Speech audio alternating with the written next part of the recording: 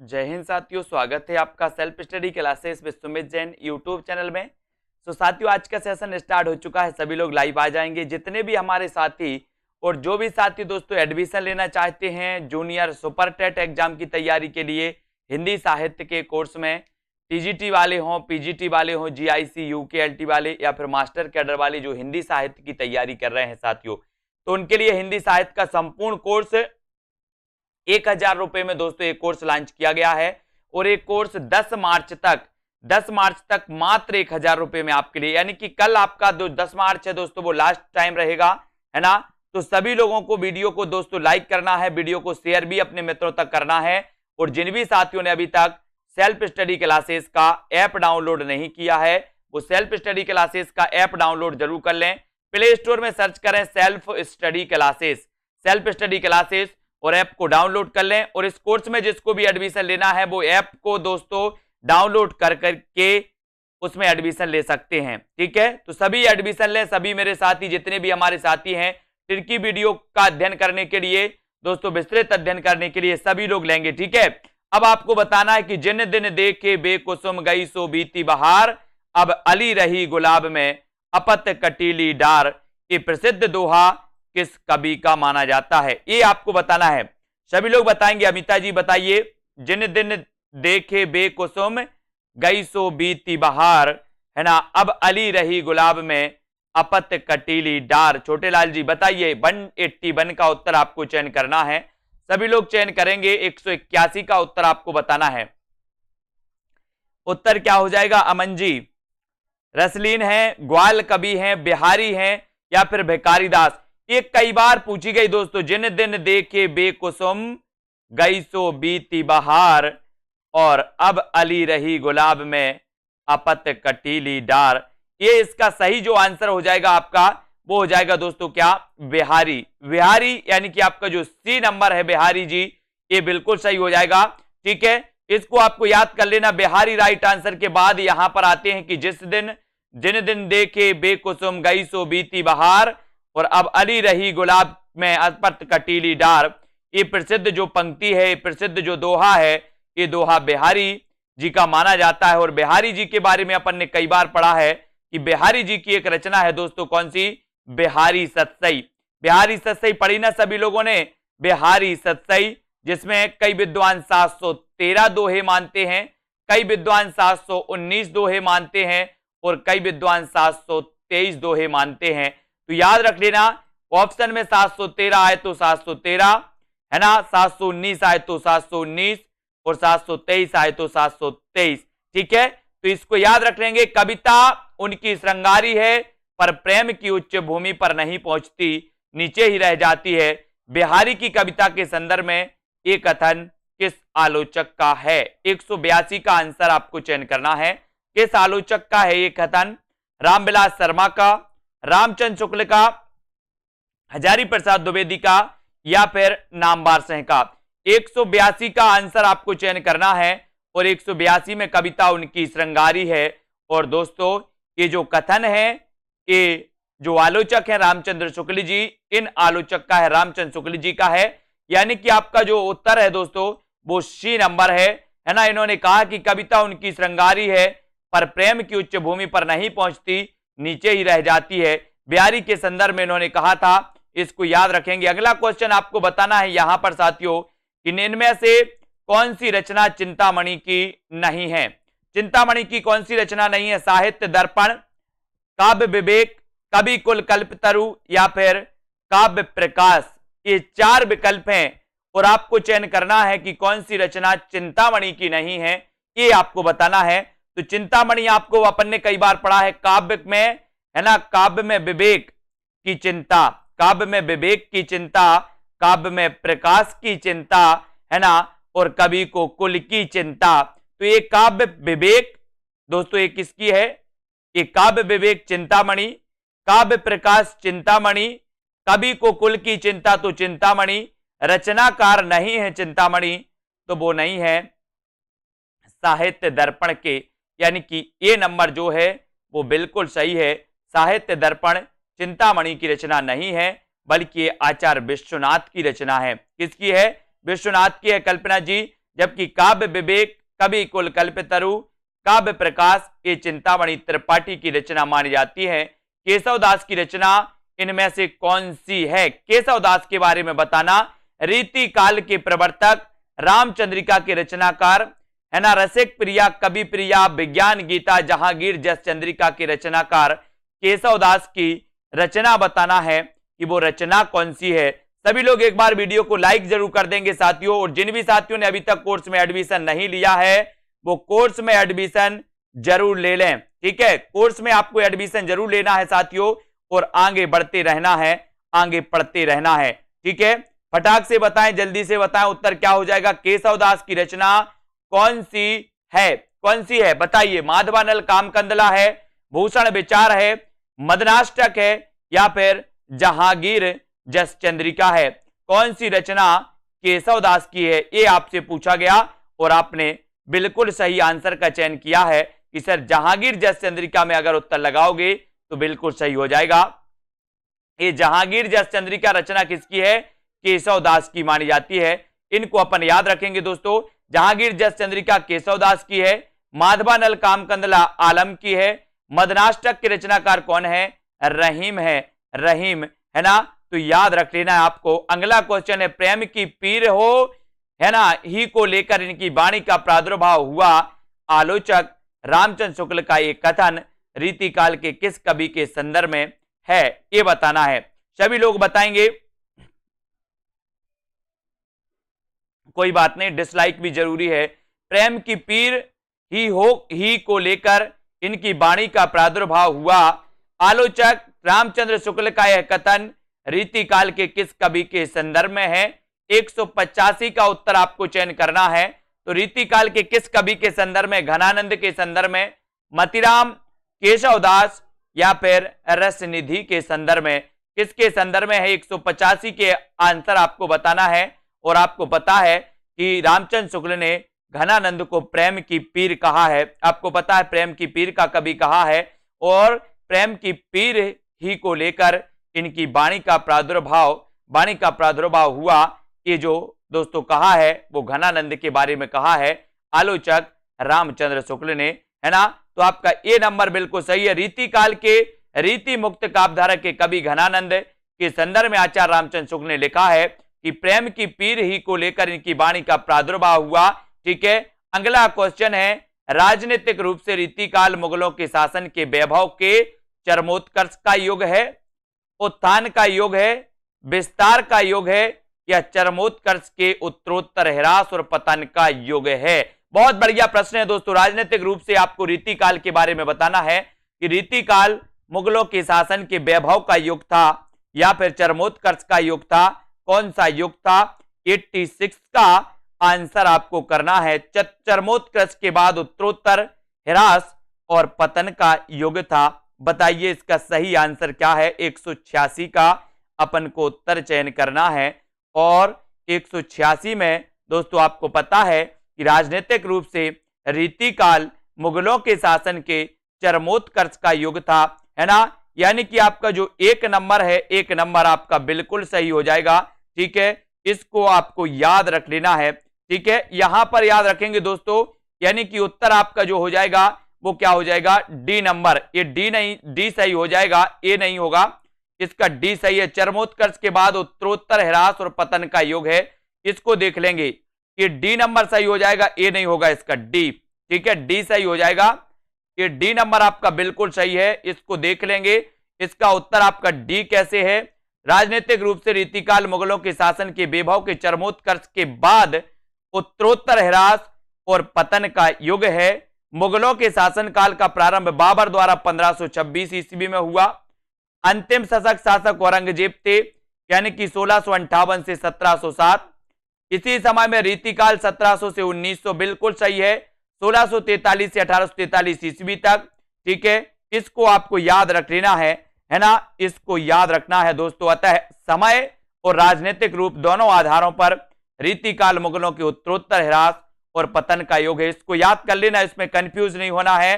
ठीक है, ये आपको याद रख लेना है, रीतिकाल मुगलों के उत्तरोत्तर ह्रास और पतन का युग है।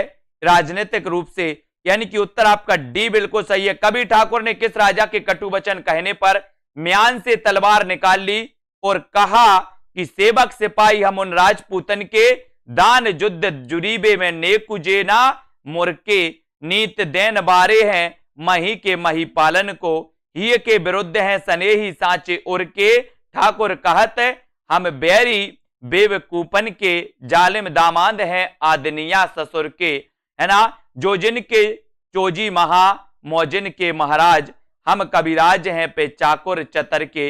इसके बारे में आपको बताना है दोस्तों कि ये जो पंक्ति है ना, ठाकुर ने किस राजा के कटु वचन कहने पर इस पंक्ति को कहा था। तो ये पंक्ति अनूप गिरी उर्फ हिम्मत बहादुर, अनूप गिरी उर्फ हिम्मत बहादुर के कहने पर यह कहा था, यानी कि आपका उत्तर यहां पर ए नंबर हो जाएगा।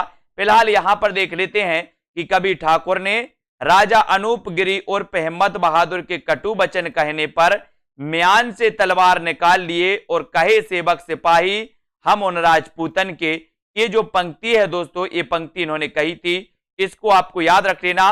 खैर अगला क्वेश्चन आपको यहां पर बताना है। अगला प्रश्न है कि निम्न में से कौन सी रचना ठाकुर जगमोहन सिंह की नहीं है। बताइए ठाकुर जगमोहन सिंह की कौन सी रचना नहीं है। ये चार विकल्प है, प्रेम संपत्ति कला, श्यामा लता, श्यामा सरोजनी या फिर प्रेम प्रलाप। 88 का आंसर 188 का आंसर आपको चयन करना है।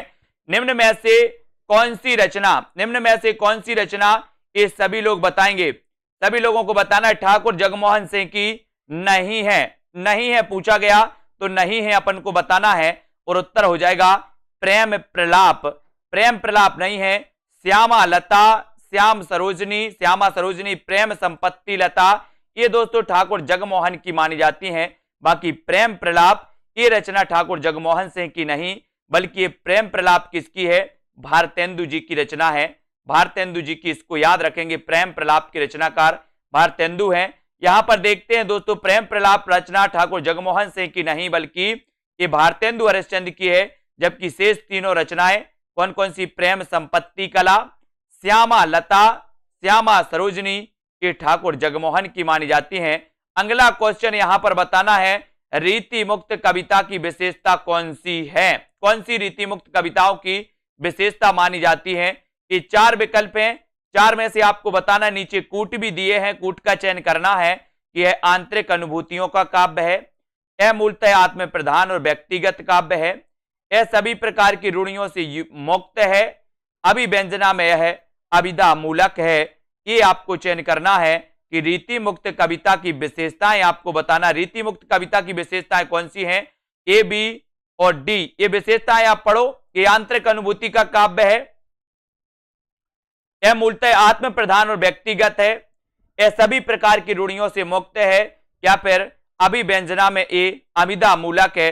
तो रीति मुक्त की दोस्तों पूरी की पूरी अपन यहां पर पढ़ लेंगे, पूरी की पूरी जो अपनी विशेषताएं हैं। उत्तर ए नंबर आपका बिल्कुल सही होगा। यहां पर कौन कौन सा होगा, देखो रीतिकाल की विशेषताओं की बात करें तो भाई आंतरिक अनुभूतियों का काव्य है, बिल्कुल सही है ना।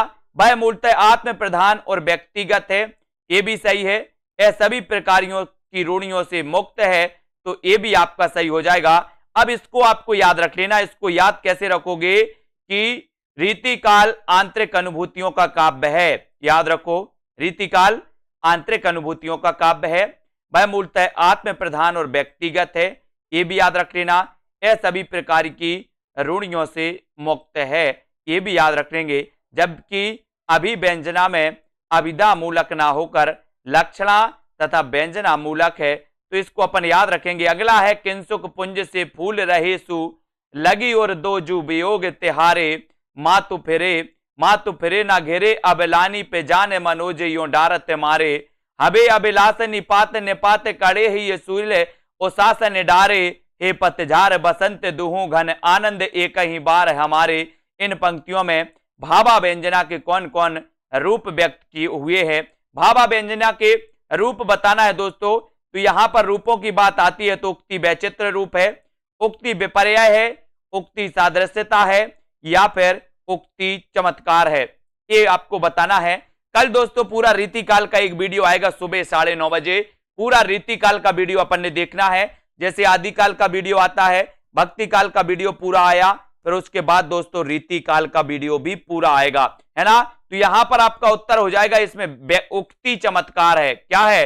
उक्ति चमत्कार, यानी कि बी आपका यहां पर बिल्कुल सही है। रीतिकालीन रीति मुक्त काव्यधारा के प्रमुख कवि घनानंद की प्रस्तुत उपर्युक्त पंक्तियों में उक्ति वैचित्र, उक्ति चमत्कार तथा उक्ति विपर्यय की भाव व्यंजना व्यक्त हुई है, जबकि उक्ति सादृश्यता की अभिव्यंजना नहीं हुई है ना।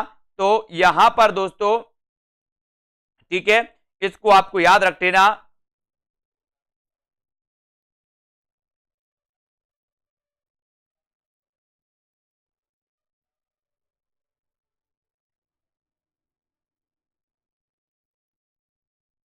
कौन कौन रूप व्यक्त हुए हैं? तो बी नंबर यानी कि ए नंबर, ए बी हो जाएगा, बी ए और सी, है ना। तो उक्ति वैचित्र, उक्ति विपर्यय, उक्ति चमत्कार, ये इसमें उक्ति सादृश्य नहीं हुआ है ना। तो आपका यहां पर बी नंबर कूट भी दिया था, A B C, A B नंबर सही हो जाएगा। ठीक है, बिल्कुल सही। जन्म काल के आधार पर निम्नलिखित रीति ग्रंथकारों का सही अनुक्रम बताना है। रीति ग्रंथकारों का बताइए। जन्म काल के आधार पर निम्नलिखित रीति ग्रंथकारों का सही अनुक्रम क्या है? सही अनुक्रम बताना है। सूरती मिश्र, देव भूषण जसवंत से हैं, भूषण जसवंत से हैं, देव सूरती मिश्र, इनमें से 191 का उत्तर बताइए कि जन्म काल के आधार पर निम्नलिखित रीति ग्रंथकारों का सही अनुक्रम कौन सा है? सही अनुक्रम आपको चयन करना है। इसके बाद अपन भारतेंदु युग को पढ़ेंगे दोस्तों। आज रीतिकाल का अंतिम वीडियो है, आज रीतिकाल का अंतिम वीडियो है, और यहां पर आपका जन्म काल के आधार पर सबसे पहले भूषण का नाम लिया जाता है, जसवंत सिंह, देव और सूरती मिश्र, है ना। यानी कि उत्तर चला जाता है विकल्प नंबर बी की तरफ, बी नंबर। जन्म काल के आधार पर रीति ग्रंथकारों का सही अनुक्रम भूषण 1613, जसवंत सिंह 1626, देव कवि हैं 1675 में, और सूरती मिश्र हैं 1709 में। यानी कि आपका ये भूषण, जसवंत, देव और सूरती मिश्र, ये आपका क्रम हो जाएगा इस प्रकार से। ठीक है, अगला आपको सुमेलित करना है, यहां पर उनके प्रतिपाद्य आधार पर सुमेलित कीजिए, है ना। ये बताना है आपको शिवराज भूषण किस प्रकार का ग्रंथ है, छत्र प्रकाश किस प्रकार का ग्रंथ है, बृहबारिश किस प्रकार का ग्रंथ है, और काव्य निर्णय ये किस प्रकार का ग्रंथ है।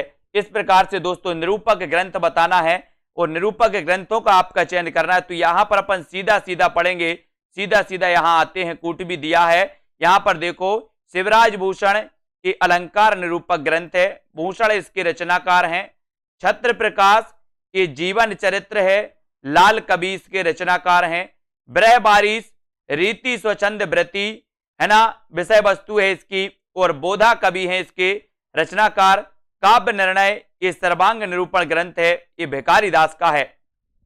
अब याद रखना है आपको दोस्तों कि जो शिवराज भूषण है ये अलंकार ग्रंथ है किसका? भूषण का। 105 अलंकारों का इसमें वर्णन किया गया है, 105। ठीक है, छत्र प्रकाश ये जीवन चरित्र है लाल कवि का, ये लाल कवि का कई बार पूछा जाता है, बोले लाल पर छत्र प्रकाश है, छत्र छाया बोलते ना, छत्र छाया है लाल पर। ठीक है, तो इसको अपन को याद रख लेना, छत्र छाया तो लाल कवि, बृहबारिश बोधा की रचना है, और रीति स्वच्छंद वृत्ति से संबंधित है। अब आपको रचनाकारों को बताना है, रस सागर किसकी रचना है, रस चंद्रोदय किसकी रचना है, रसराज किसकी रचना है, बताइए, रस पीयूष निधि किसकी रचना है। ये रचनाकार आपसे पूछे गए, और नीचे कूट भी दिया है, और कूट दिया है दोस्तों, तो कूट आपको नहीं दिखेगा, अपन सीधे पढ़ेंगे। रस सागर श्रीपति, है ना, रस चंद्रोदय कबींद्र कवि की है, कबींद्र, है ना, रसराज ये मतिराम की है, रस पीयूष निधि ये सोमनाथ की है। तो आपको याद रखना है, रस सागर श्रीपति, श्रीपति रस का सागर पी गए, रस का सागर है कौन? श्रीपति। रस चंद्रोदय कबींद्र, कबींद्र कवि की है, कबींद्र की रस चंद्रोदय, है ना। इनको याद करेंगे। अगला क्वेश्चन आपके नीचे स्क्रीन पर है, रीति मुक्त कवि कौन है, इसको आपको बताना है। रस सागर की रचनाकार श्रीपति याद रख लेना, रस चंद्रोदय कबींद्र कवि की है, रस राज मतिराम की है, रस पीयूष निधि ये सोमनाथ की रचना है। इन रचनाओं को हमें याद करना है धीरे धीरे। रीति मुक्त कवि बताना है कौन है, नॉर्मल क्वेश्चन है, सबसे बनेगा। रीति मुक्त कवि के बारे में आपको बताना है, तब आपका बिल्कुल और बिल्कुल सही उत्तर होता है। बोले सर रीति मुक्त कवि की अगर बात करोगे तो इनमें लगा दो घनानंद को। मैंने टिक कर दिया, घनानंद बिल्कुल सही हो गया। घनानंद रीति मुक्त काव्य धारा के प्रमुख कवि। रीति मुक्त धारा के अन्य कवि आलम, बोधा, ठाकुर, द्विजदेव है ना, जबकि बिहारी रीति सिद्ध प्रसिद्ध कवि हैं और देव पद्माकर ये रीतिबद्ध शाखा के कवि हैं। कवि कुल कल्पतरु के रचनाकार कौन है दोस्तों? कवि कुल कल्पतरु, कवि कुल कल्पतरु के रचनाकार कौन है? अपन ने तो कई बार पढ़ा है। सभी लोग लाइक कर देना। और दोस्तों जिनको भी कोर्स में एडमिशन लेना है, क्रमबद्ध पढ़ना है, विस्तृत अध्ययन पढ़ना है, टिरकी वीडियो पढ़ना है, टॉपिक वाइज टेस्ट भी लगाना है, ठीक है, वो मात्र 1000 रुपए में, कल 1000 रुपए की जो ऑफर है उसका लास्ट डेट है, यानी कि कल जो 10 मार्च है, ये 10 मार्च आपका लास्ट डेट रहेगा, है ना। तो कवि कुल कल्पतरु किसकी रचना है ये आपको बताना है। कुलपति की है, मतीराम की है, चिंतामणि या फिर देव की है। तो सभी लोगों को पता है सर कवि को कुल की चिंता है, तो चिंतामणि त्रिपाठी। चिंतामणि त्रिपाठी के बारे में अपन ने कई बार पढ़ा कि आचार्य रामचंद्र शुक्ल ने चिंतामणि त्रिपाठी को रीतिकाल का प्रवर्तक माना, है ना। कवि कुल कल्पतरु के रचनाकार चिंतामणि त्रिपाठी हैं। इनकी दोस्तों अन्य रचनाएं काव्य विवेक, काव्य में विवेक की चिंता, काव्य में प्रकाश की चिंता, श्रृंगार मंजरी, रस विलास, ये सभी किसकी हैं दोस्तों? ये चिंतामणि त्रिपाठी की मानी जाती हैं। बिहारी किस काल के कवि हैं? अब आपको चयन करना है 196। बिहारी किस काल के कवि हैं बताइए? आदिकाल के हैं, रीति काल के हैं, आधुनिक काल के हैं या फिर भक्ति काल के हैं? बिहारी किस काल के कवि माने जाते हैं? इसका आंसर आपको चयन करना है। और आपको पता ही है कि सर बिहारी के बारे में पूछा गया, इतना सरल क्वेश्चन पूछा गया। ऐसे कौन से साथी हैं जिन्होंने अभी तक सेल्फ स्टडी क्लासेस का ऐप डाउनलोड नहीं किया? सेल्फ स्टडी क्लासेस का ऐप डाउनलोड जरूर करें। और बिहारी किस काल के कवि हैं? तो उत्तर हो जाता है रीति काल के। किस काल के कवि हैं? रीति काल के। और बी नंबर आपका बिल्कुल सही है ना। रीति सिद्ध काव्यधारा के कवि माने जाते बिहारी रीति काल के कवि हैं। कविवर बिहारी की एकमात्र रचना बिहारी सत्सई, जिसमें कुल 719 दोहे, जबकि आदिकाल, भक्ति काल तथा आधुनिक काल में बिहारी का कोई संबंध नहीं है। तो अपन ने 719 अपन ने पढ़े हैं, 713 अपन ने पढ़े हैं, 723 भी अपन ने पढ़े हैं। कभी कभी दोस्तों 719 भी पूछे जाते हैं, कभी 713 भी पूछे जाते हैं, कभी 723 भी पूछे जाते हैं। तो सभी के लिए तैयार रहना है आपको। द्विजदेव किस परंपरा के कवि माने जाते हैं? अगर ऐसा क्वेश्चन आता है तो आप क्या उत्तर लगाओगे बताइए? द्विजदेव के बारे में, द्विजदेव के बारे में दोस्तों बताना है आपको। रेक्स कुमार जी बताइए द्विजदेव, और द्विजदेव किस परंपरा के कवि हैं? और अपन ने पढ़ा है कि सर ये द्विजदेव जो हैं ये रीति मुक्त परंपरा के कवि हैं। 197 का आपका बी नंबर सही हो जाएगा, ए नहीं लगाना। ये रीतिबद्ध और रीति मुक्त माने जाते हैं, लेकिन ये इस प्रकार से क्वेश्चन आए तो आपको रीति मुक्त लगाना है, क्योंकि सर्वाधिक के रीति मुक्त ही माने जाते हैं। कौन? द्विजदेव। द्विजदेव सर्वाधिक रीति मुक्त माने जाते हैं। अगर इस प्रकार का क्वेश्चन आए तो आपको उत्तर लगाना है विकल्प नंबर वी। बबीता जी बी लगाना, रीति मुक्त हैं द्विजदेव, रीति मुक्त कवि हैं। ये देव और द्विजदेव अलग अलग हैं, इसमें कंफ्यूज नहीं होना। देव कवि अलग हैं जिनका पूरा नाम था देवदत्त, और ये द्विजदेव अलग हैं। द्विजदेव रीति मुक्त हैं और देव रीतिबद्ध हैं, है ना।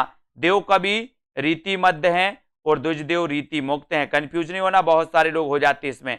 द्विजदेव रीति मुक्त परंपरा के कवि हैं। इस रीति मुक्त काव्य धारा में घनानंद, बोधा, आलम का नाम आता है, जबकि रीति सिद्ध में बिहारी और रीतिबद्ध में चिंतामणि, केशव, मतीराम आदि आते हैं। रसिक प्रिया किसकी रचना है? रसिक प्रिया की रचनाकार बताइए। 198 में रसिक प्रिया के किसकी रचना है? पद्माकर की है, देव कवि की है, भूषण की है या फिर केशव दास की है? तो लगभग सभी को पता है कि सर ये रस निरूपण ग्रंथ माना जाता है रसिक प्रिया, है ना। और ये जो रसिक प्रिया है रस संबंधी ग्रंथ है, और इसके रचनाकार कौन है? तो केशव दास। रसिक प्रिया केशव दास की रस निरूपण ग्रंथ है। केशव की अन्य रचनाओं में कवि प्रिया, रामचंद्रिका, रतन बाबनी, है ना। और दोस्तों प्रबोध पचासा ये पद्माकर की है, कई बार पूछी गई प्रबोध पचासा, है ना। शिवा बाबनी भूषण की है, भवानी विलास देव कवि की है। आचार्य रामचंद्र शुक्ल ने किस कवि से रीतिकाल का आरंभ माना है? रीतिकाल का आरंभ किस कवि से माना है? 199 मतीराम से, केशवदास, चिंतामणि त्रिपाठी या फिर बिहारी से? आचार्य रामचंद्र शुक्ल ने किस कवि से रीतिकाल का आरंभ माना है? 199 का उत्तर बताना है आपको। और जो भी साथी, हमारे जितने भी साथी जूनियर टेट एग्जाम की तैयारी कर रहे हैं, टीजीटी पीजीटी की तैयारी कर रहे हैं दोस्तों, ये जो कोर्स आपका हिंदी साहित्य का है वो मात्र 1000 रुपए में, कल 10 मार्च लास्ट तारीख है, कल तक आप 1000 रुपए में एडमिशन ले सकते हैं, कल रात्रि 12 बजे तक, है ना। तो आचार्य रामचंद्र शुक्ल ने किस कवि से रीतिकाल का आरंभ माना? तो वो कवि हैं चिंतामणि त्रिपाठी, है ना। आचार्य रामचंद्र शुक्ल ने रीतिकाल का आरंभ चिंतामणि त्रिपाठी से माना। प्राय विद्वान केशवदास को ही रीतिकाल का प्रथम आचार्य मानते हैं। इसको याद रख लेना। कौन सी काव्य कृति घनानंद की नहीं है? घनानंद की बताइए कौन सी नहीं है? घनानंद की अपन ने कृतियां पढ़ी हैं, कई कृतियां पढ़ी और पूछी भी जाती है परीक्षाओं में। कल दोस्तों रीतिकाल का ये वीडियो आने वाला है, पूरा वीडियो आएगा। रीतिकाल मैराथन क्लास आएगी सुबह 9:30 बजे से, पूरा रीतिकाल एक साथ, ठीक है। इसके पहले हमने 9 घंटे का पूरा भक्तिकाल पढ़ा था, 4 घंटे का आदिकाल पूरा पढ़ा था, ठीक है। इन वीडियो को आप लोग देखिए, ठीक है, सभी लोग देख लेना। एक बार पुनः रिवाइज करवा देंगे आदिकाल और भक्तिकाल को।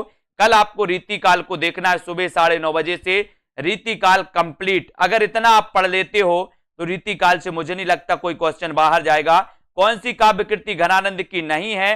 तो नहीं है तो श्रृंगार शिक्षा नहीं है, ब्रह लीला तो है, सुजान सागर है, रसकेली वल्ली है।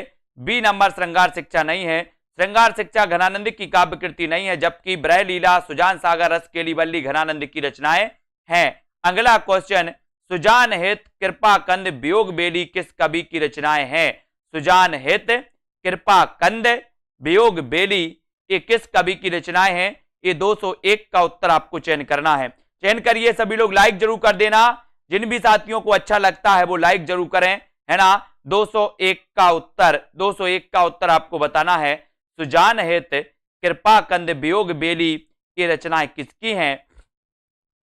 तो ये रचनाएं आपसे पूछी गया, 201 का उत्तर पूछा गया सोनू जी, और आपने बिल्कुल सही उत्तर लगाया। बोले सर ये सुजान हित की बात करो या फिर कृपा कंद की बात करो, वियोग बेली हो या फिर ब्रह लीला हो, सुजान सागर हो, रसकेली वल्ली हो, ये सभी घनानंद की रचनाएं मानी जाती। घनानंद इसी नंबर। प्रेम की पीर कहा है, प्रेम की पीर का कवि कहा है ने? किसने? आचार्य रामचंद्र शुक्ल ने।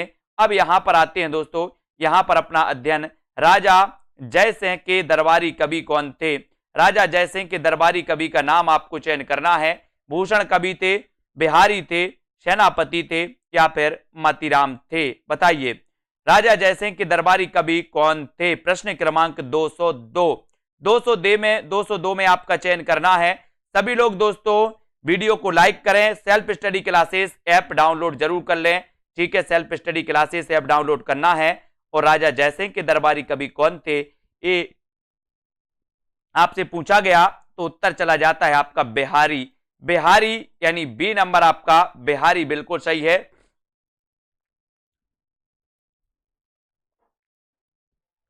राजा जयसिंह की दरबारी कवि बिहारी थे। शेष कवि भूषण, मतीराम तथा सेनापति अन्य राजाओं के दरबारी कवि थे। ग्वाल कवि किस काल के कवि हैं? ग्वाल कवि के बारे में आपको बताना, आदिकाल के हैं, भक्ति काल के हैं, रीतिकाल के हैं या फिर आधुनिक काल के हैं? ग्वाल कवि किस काल के कवि माने जाते हैं ये आपको चयन करना है। और ग्वाल कवि किस काल के कवि हैं? उत्तर चला जाता है रीति काल के। किस काल के कवि हैं ग्वाल कवि? रीति काल के हैं, यानी सी आपका बिल्कुल सही है। सी नंबर आपका सही है। ग्वाल कवि रीति काल के कवि हैं जिनकी प्रसिद्ध रचना रस रंग है, अन्य रचनाएं यमुना लहरी, भक्त भावन, रसिकानंद, कवि दर्पण, रस रूप या फिर द्रग शतक आदि मानी जाती हैं। इनकी ग्वाल कवि की। आलम, घनानंद, बोधा, ठाकुर किस काव्यधारा के कवि हैं? आलम, घनानंद, बोधा और ठाकुर ये किस काव्यधारा के कवि माने जाते हैं? ये आंसर आप लोग चयन करेंगे रीतिबद्ध काव्यधारा के, रीति सिद्ध, रीति मुक्त या फिर रीति प्रिय। बताइए, 3 काव्यधारा तो वही थी रीति काल में, और रीति काल में ये जो आलम है, ये जो घनानंद है, ये जो बोधा है, ये जो ठाकुर हैं, ये आलम घनानंद बोधा ठाकुर ये रीति मुक्त काव्यधारा के कवि हैं। और उत्तर आपका सी नंबर बिल्कुल सही है। आलम बोधा घनानंद ठाकुर रीति मुक्त के हैं, है ना। रीति मुक्त में द्विजदेव भी आते हैं, द्विजदेव, है ना। और दोस्तों रीति काल के 3 भाग थे, रीतिबद्ध, रीति मुक्त, रीति सिद्ध, है ना। जिनके रीतिबद्ध कवि में चिंतामणि मतिराम देव, केशवदास कुलपति मिश्र, रीति सिद्ध कवि में बिहारी आते हैं, है ना, बिहारी सेनापति वृंद इत्यादि आते हैं, इनको याद रख लेना। ऐसो जो जान तो कीजे हैं तू विषय के संग, तेरे मन मोरे हाथ पाए तेरे तोर तो कथन किसका है। ऐसो जो मैं जान तो कीजे हैं तू विषय के संग, तेरे मन मोरे हाथ पाए तेरे तोर तो किसका कथन है। ये कथन आपको बताना है किसका कथन है, देव का है, भूषण का है, चिंतामणि या फिर मतिराम का है। 205 का आंसर बताना है, 205 का आंसर आपका 205 का हो जाएगा 1 नंबर, 1 नंबर यानी ये नंबर बिल्कुल सही हो जाएगा। ऐसो जो मैं जान तो ये देव कवि का कथन है और ये नंबर आपका सही है। कवि देव का कथन माना जाता है दोस्तों। ऐसो जो मैं जान तो कीजे हैं तू विषय के संग, एरे मन मोरे हाथ पाए तेरे तोर तो, इसको याद रख लेना। अब दोस्तों अपना आधुनिक काल प्रारंभ होगा, हम आधुनिक काल को पढ़ेंगे। 3 दोस्तों अब 3 वीडियो आएंगे। एक तो रीति काल का वीडियो आएगा कल, फिर है ना एक आदि काल का भी पुनः वीडियो आएगा आपके लिए, एक भक्ति काल का भी पुनः वीडियो आएगा। इन 3 वीडियो में आपका दोस्तों जो आपका पद्य साहित्य है ना, आधुनिक, आदि काल, भक्ति काल, रीति काल, ये आपको मिलेगा। भक्ति काल का 9 घंटे का पूरा वीडियो है, 10 घंटे का, है ना। रीति काल का ये पूरा वीडियो आएगा, जितनी भी क्लासें हुई हैं कंबाइन रूप से मैराथन क्लास आएगी कल सुबह 9:30 बजे से, ठीक है। आदि काल का दोस्तों 4 घंटे का वीडियो है, वो भी देख लें सभी लोग, है ना। जितने भी हमारे साथी हैं, निरंतर अगर आप अध्ययन करते हैं तो निश्चित ही आपकी सफलता निश्चित होने वाली है। निरंतर अध्ययन करना है, लेकिन है ना ऐसा नहीं कि कभी ये पढ़ लिया कभी वो पढ़ लिया, आप कंटिन्यू करते तो बहुत सारी चीजें आपसे बनेंगी, बहुत सारे एग्जामों को दोस्तों आप क्वालिफाई करेंगे। जिन भी साथियों को इसमें एडमिशन लेना है वो एडमिशन लें। यहां भी आपकी 2 क्लासें चलती हैं, एक 5 बजे लाइव क्लास चलती है, दूसरी 6 बजे से लाइव क्लास चलती है। इसको आपको याद रख लेना है, 5 से 5:40, 6 से 6:40 ये क्लासें आपको जरूर अटेंड करना है। जितने भी हमारे दोस्तों जिन्होंने भी एडमिशन लिया है वो जरूर पूरी क्लासें अटेंड करें। और बाकी पूरा रिकॉर्डेड कोर्स आपको ऐप पर मिलेगा, जहां पर आपको विस्तृत अध्ययन भी रहेगा, जहां पर आपका ट्रिकी वीडियो भी रहेंगे, जहां पर आपके टॉपिक वाइज टेस्ट भी रहेंगे, है ना। और जहां पर जो लाइव क्लासें चलती है उनके वीडियो भी उस पर रहेंगे, ठीक है, ताकि आप लाइव क्लास अगर कोई मिस कर जाते हो तो वो क्लासें आपको वहां पर मिल जाएं, ठीक है। तो कोई भी क्लास मुझे नहीं लगता कि मिस होने वाली है आपकी, क्योंकि आप कैसे भी पढ़ते हो, लाइव अटेंड करते हो या नहीं भी कर पाते हो, तब भी क्लासें आपको मिलेंगी, तब भी क्लासें आपको मिलने वाली हैं। कोई भी क्लास आपकी वो नहीं होगी, मिस नहीं होगी। आप सिर्फ अपना मानसिकता बनाएं कि हमें पढ़ना है, और जिन साथियों को भी पढ़ना है वो निश्चित ही दोस्तों वीडियो को लाइक करें, शेयर करें। और कल आपका 1000 रुपए में जो कोर्स का एडमिशन फीस है वो लास्ट है, उसके बाद कोर्स का एडमिशन जो फीस है वो बढ़ जाएगा, है ना। तो जिनको भी लेना है self study classes app download करो, ऐप में स्टोर में जाओ, स्टोर में दोस्तों स्टोर के बाद हिंदी साहित्य संपूर्ण कोर्स पर जाओ, संपूर्ण कोर्स के बाद नीचे आ जाएगा बाय नाउ 1000, उस पर क्लिक करोगे तो आपको ये कोर्स पूरा 1000 में आपको मिलने वाला है दोस्तों, है ना। इसको सभी लोग, मैं तो कहता हूं सभी लोग दोस्तों जिनको भी अध्ययन करना है, ये कोर्स 1 साल तक वैलिड रहेगा, 1 साल तक आप पढ़ पाओगे। जैसे अभी आप जूनियर एडिट की तैयारी कर रहे हो तो उसमें मददगार होगा, है ना। फिर दोस्तों आप क्या कर रहे हो, उसमें व्याकरण भी रहेगा कोर्स में, है ना। फिर अगर आप टीजीटी कर रहे हो तो उसमें भी मददगार रहेगा, है ना। पीजीटी कर रहे हो तो उसमें भी मददगार रहेगा, और नेट कर रहे हो तो उसमें भी मददगार रहेगा। यानी कि दोस्तों सारे जितने भी आप हिंदी साहित्य के एग्जाम देते हैं, आगे किसी भी एग्जाम के लिए आपके लिए मददगार रहेगा कुरैशी जी, ठीक है। बहुत बढ़िया, है ना। हरिओम जी, उत्कर्ष जी, माही जी, सभी को धन्यवाद। सभी लोग, सभी साथी सुबह का 9:30 बजे का वीडियो जरूर देखें, रीति काल, है ना, मैराथन क्लास रीति काल की, उसको देखेंगे, कॉन्फिडेंस बहुत अच्छा हो जाएगा। रीता कांत जी, राम मिलन जी, है ना, उदय यादव जी और लाली यादव जी, सभी लोग वीडियो को लाइक शेयर और हमारे सभी मित्र फेसबुक आदि पर शेयर करें। रोज ये 9 बजे क्लास होती है ना, इसको जरूर पढ़ें। सुबह एक 8 बजे क्लास आती है ओल्ड वीडियो की आती है दोस्तों, तो ओल्ड वीडियो की क्लास वो भी जरूर देखते जाएं, है ना, जिनको भी देखना है। सुबह 8 बजे, फिर शाम को 7 बजे, 8 बजे, है ना, ये बहुत सारी क्लासें आ रही हैं, निरंतर कंटिन्यू करते जाएं, है ना, देखते जाएं, बढ़िया हो जाएगा, है ना, बिल्कुल सही है रीना यादव जी।